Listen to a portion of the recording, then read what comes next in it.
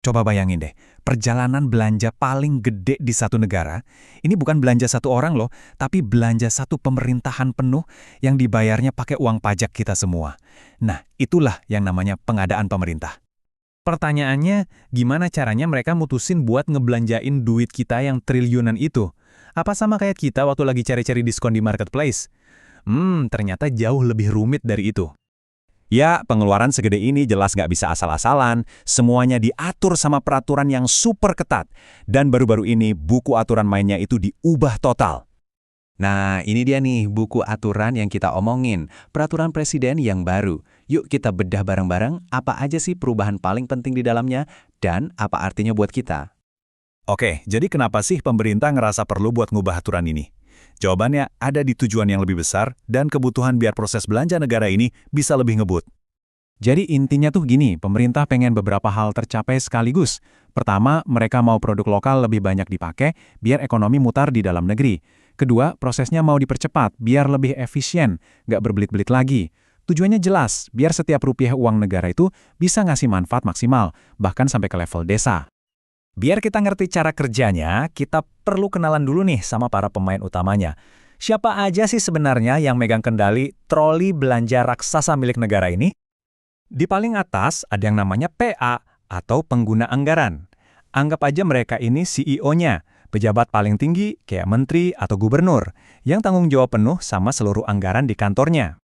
Tapi kan, seorang CEO nggak mungkin ngerjain semuanya sendirian kan? Nah, makanya mereka ngasih sebagian wewenangnya ke KPA atau kuasa pengguna anggaran buat ngejalanin tugas-tugas anggaran yang lebih spesifik. Gampangnya gini, ada KPA buat anggaran tingkat nasional, ada juga KPA buat anggaran di daerah. Ini penting biar jelas siapa penanggung jawab di tiap level pemerintahan, baik di pusat maupun di daerah. Nah, sekarang kita ketemu sama pemain yang paling sibuk di lapangan, PPK atau pejabat pembuat komitmen. Mereka inilah manajer di garis depan. Setiap keputusan mereka bisa langsung bikin uang negara keluar, jadi perannya krusial banget. Dan tugasnya? Wah, banyak banget. Mulai dari bikin rencana mau beli apa, nentuin spek barangnya, sampai ngawasin kontrak berjalan. Praktis, merekalah yang mengeksekusi semua langkah penting dalam proses belanja ini. Tanggung jawabnya luar biasa besar. Oke, kita udah kenal siapa aja yang terlibat. Sekarang, pertanyaan terbesarnya, apa sih fokus utama dari aturan baru ini? Apa yang benar-benar beda? Ini dia, pergeseran kebijakan yang paling signifikan itu adalah penekanan yang super kuat pada produk dan usaha dalam negeri. Semuanya tentang mengutamakan buatan Indonesia. Coba perhatikan angka ini baik-baik. 40%. Angka ini bukan sekedar angka loh. Ini adalah sebuah mandat. Jadi poin krusialnya ini nih, aturan baru ini mewajibkan pemerintah buat ngalokasiin minimal 40% dari anggaran belanja barang dan jasanya untuk produk-produk buatan usaha mikro, usaha kecil, dan koperasi lokal kita. Ini benar-benar sebuah game changer. Aturan ini juga ngasih daftar prioritas yang jelas banget. Waktu mau belanja, pemerintah itu wajib utamain. Nomor 1, produk dalam negeri.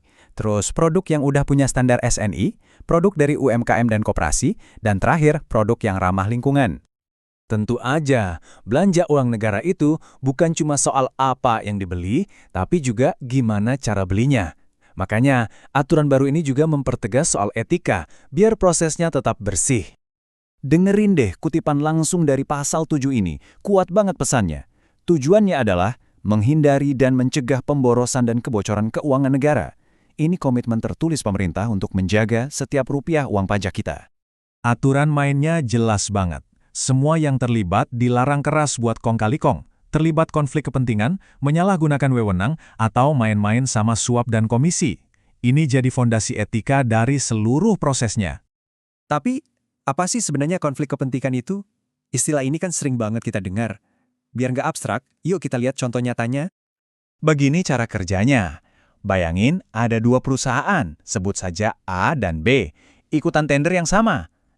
Ternyata salah satu direktur di perusahaan A juga jadi direktur di perusahaan B. Nah, menurut aturan di pasal 7, ini udah jelas banget konflik kepentingan. Hasilnya, kedua perusahaan itu dilarang ikut tender yang sama. Sesimpel itu dan setegas itu. Setelah kita bedah aturan dan para pemainnya, sekarang kita sampai di bagian paling penting. Kenapa semua ini penting buat Anda, buat kita semua?